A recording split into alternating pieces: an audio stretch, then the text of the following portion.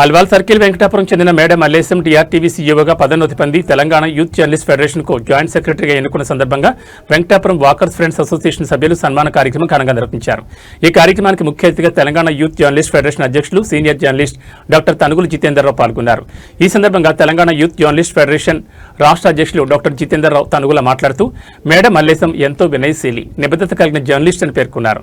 జర్నలిజంపై అంకిత భావంతో కష్టపడి పనిచేసే వ్యక్తిగా ఆయన అందరి మన్ననలు పొందారని తెలిపారు.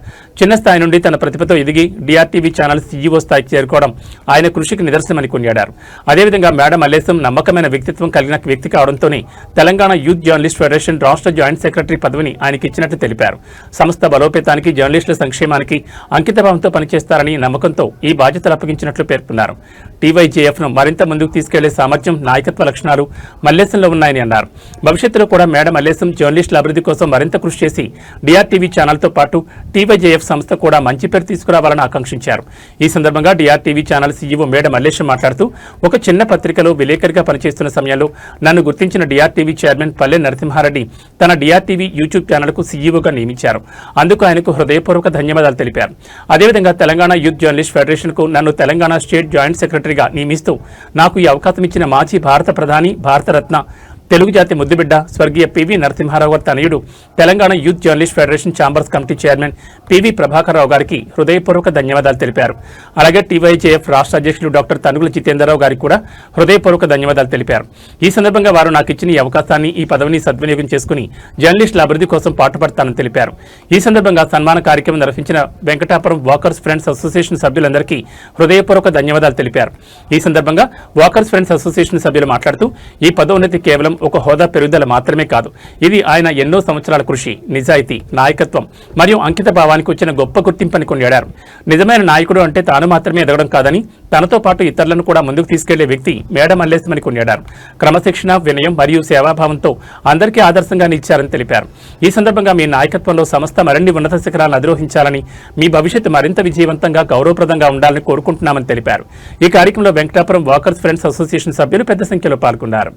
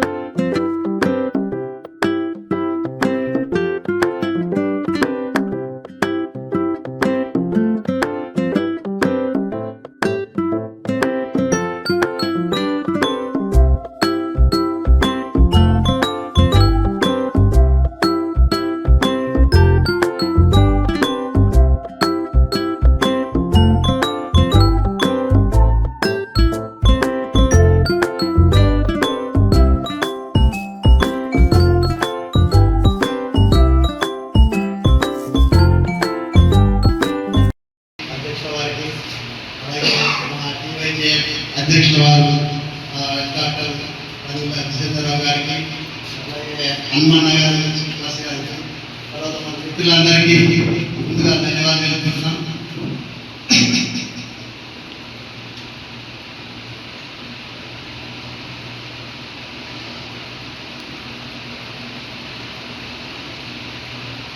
నేను ఒక చిన్న పత్రికకు విలేకరిగా పనిచేస్తున్న సమయంలో నన్ను గుర్తించిన డిఆర్టీవీ న్యూస్ చైర్మన్ పల్లె నరసింహారెడ్డి గారు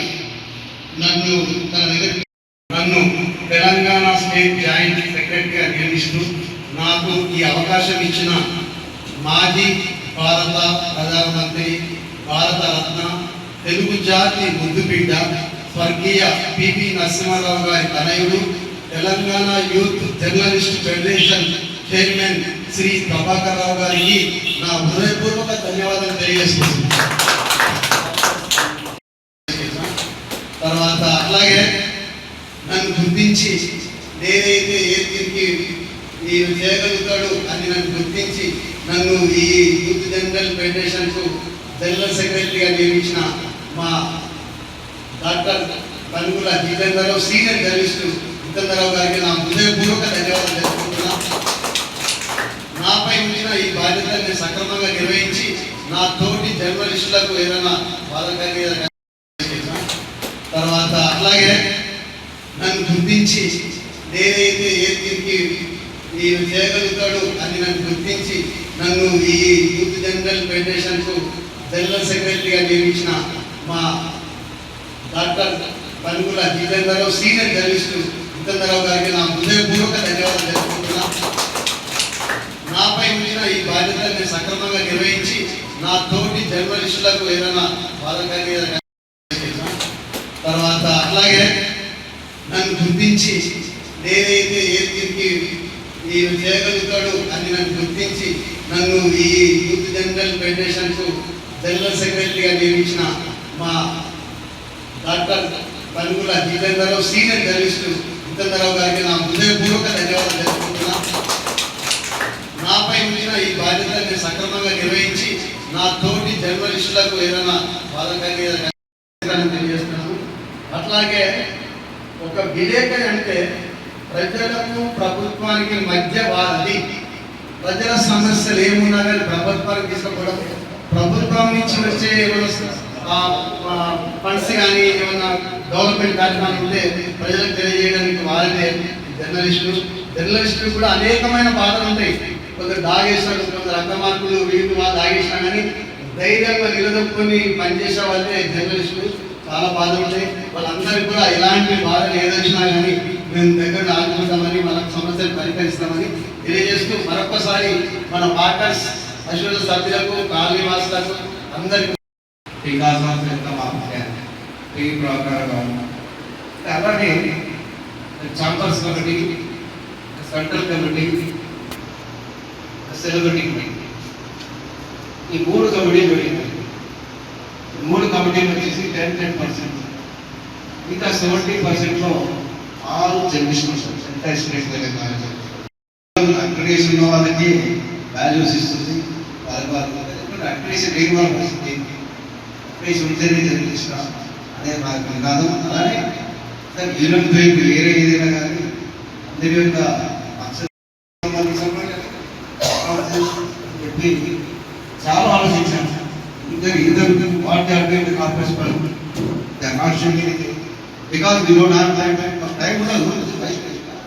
సరే ఓకే అనుకున్నాక ఓ రోజు గేటెడ్ కమిటీలా గేటెడ్ నోటీ లాగా రాసి చేస్తే ఆ తర్వాత ఇంతవరకు కాదు. ఆ వార్త దాదాపు అన్ని గేటెడ్ కమిటీలు పోయింది. అందరు చాలా హ్యాపీగా ఫీల్ అయ్యింది. ఎందుకంటే ఒక దగ్గర 10,000 దగ్గర ఆడుకుంత మాత్రం కాదు వివరంగా తెలుస్తుంది. కాబట్టి పోరాటం అనేది ఎక్కడ తప్పు ఉంటే కంపల్సరీ నిలబడాలి. అందరి బాధ్యత నాదే, మా జర్నలిస్టులే కాదు మీది కూడా బాధ్యత. మన పూర్వసారి తెలుసుకున్నాను. Thank you.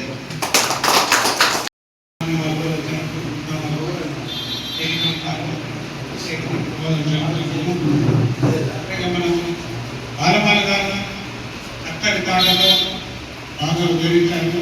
అది తెలుగు వచ్చిన వాళ్ళ ఆహ్వానించి అలాగే